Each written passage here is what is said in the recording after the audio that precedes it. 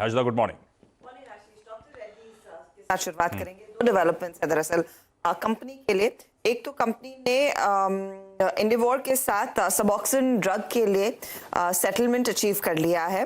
अब ये basically drug important है क्योंकि ओपियोइड यूज के डिपेंडेंस को कम करता है, उसके इलाज में इस्तेमाल किया जाता है।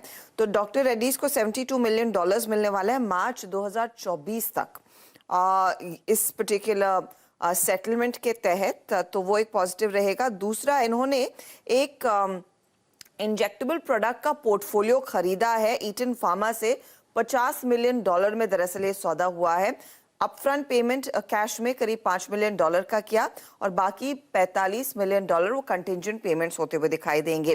पॉजिटिव इसीलिए है क्योंकि ये दरअसल यूएस मार्केट में इंजेक्टेबल कारोबार में डॉक्टर रेड्डीज को और कॉम्पिटिटिव बना देता है।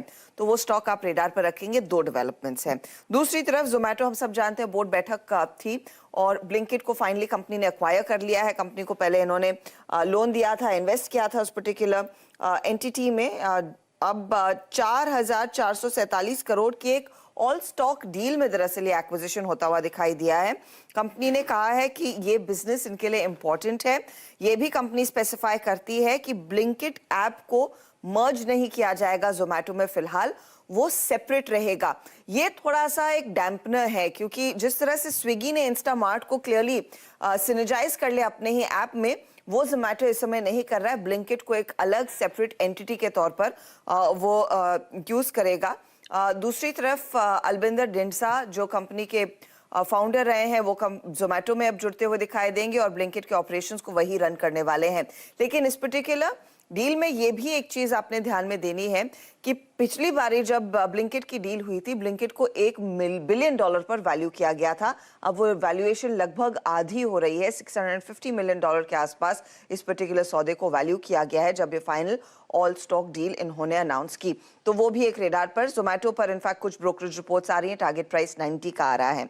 दूसरी तरफ कुछ और खबरों में, बजाज ऑटो आज फिर फोकस में क्योंकि बजाज ऑटो की दरअसल बोर्ड बैठक है बायबैक को लेकर। तो इस डेवलपमेंट का अपडेट रहेगा। एंटिसिपेशन फिर देखने को मिला है स्टॉक प्राइस में। इसके अलावा फिनोटेक्स केमिकल जैसी स्टॉक्स भी खबरों में है क्योंकि वहां पर एक फंड रेज को अनुमति मिल गई है। तो वो भी एक स्टॉक आप रेडार पर रखेंगे।